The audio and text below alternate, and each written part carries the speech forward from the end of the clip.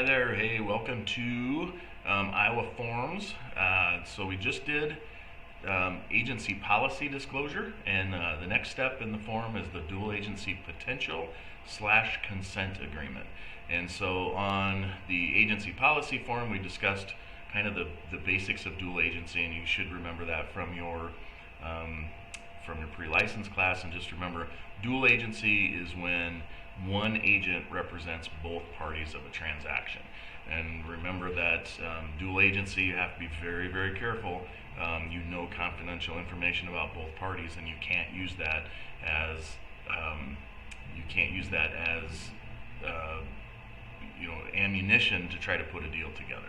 And a lot of times you really just want you can't give a lot of information that you would, and I know in Nebraska they call it limited agency, and it's really true, because as an agent, as a dual agent, you're limited in what you can and can't say compared to being just a true single buyer agent or a single seller agent. So we take dual agency very, very seriously, and you need to be super careful about that when you're doing a dual agency transaction. So with that being said, the form itself, this form, if you notice, it says dual agency potential slash consent, and this dual agency form is meant to do two different things. It's meant to get permission for potential dual agency, and then it's also here to where if it escalates to the reason of or to the fact of doing a dual agency deal, it does provide consent also. So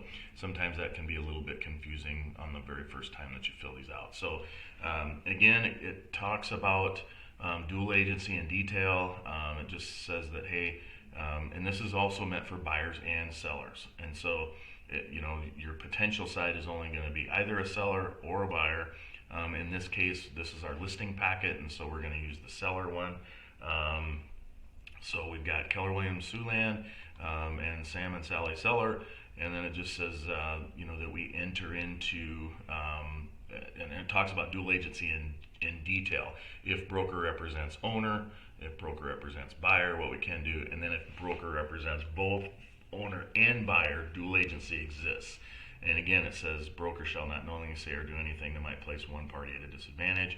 Broker shall not, without prior written consent of owner, disclose to buyer what he might accept on a price.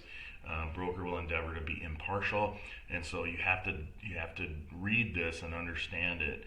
And then we don't read those to everybody. Usually we paraphrase them to make sure that everybody understands that part of it.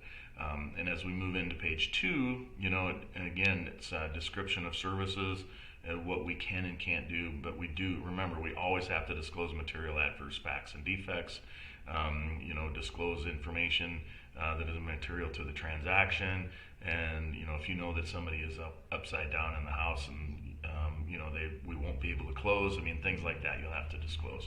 However, you can't disclose what somebody makes. You can't disclose, what their motivating factors are for selling if they don't give you permission.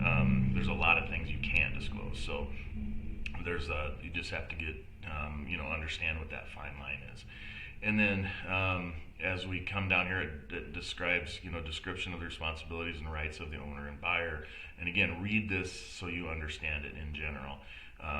And then binding documents, request to complete forms and facts.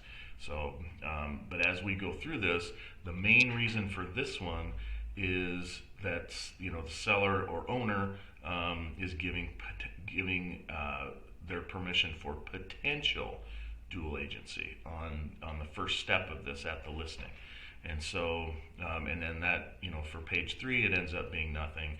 So you don't, and I've got notes on here in pink that just says, part D is only filled out if it escalates to dual agency, and that's where you get both the buyer's signature and the seller's signature, and you as the agent would end up signing both portions of that. So, and again, I know you guys went over this pretty in depth on your pre-license class and stuff, so I won't go into that. But again, read this form, and so now I'll kind of paraphrase it as to how I go through it to the party or our client. So I just say, Up here, I just say, hey, this is our dual agency potential and consent agreement. And just a minute ago on the agency policy disclosure, we talked about dual agency, and this describes it in detail, and it lets everybody know that what we can and can't do. And remember that we have to represent both parties fully, and we do not disclose any information that is, substantial to the transaction.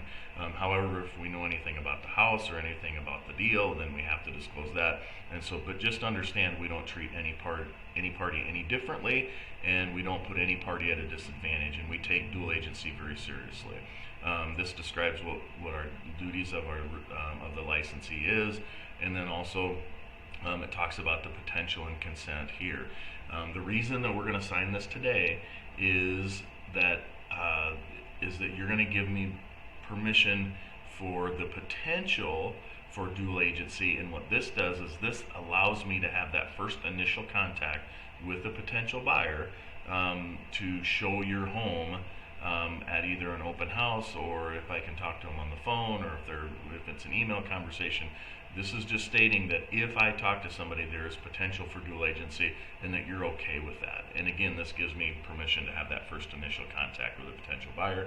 And if they like it and they decide to write on it, then we'll sign this portion down here that gives us consent for that, and we'll discuss that at that time. So, I'm hoping break script here. So I'm hoping that makes sense to you. And as you're going through these forms, again, read them so you know what they say, and then that way you can paraphrase those to the client. Very rarely do you get a client that will actually want to read these word for word. But if you have any questions or anything like that, you can reach out to me anytime. So good luck. Have a great day. I'll see you on the next one.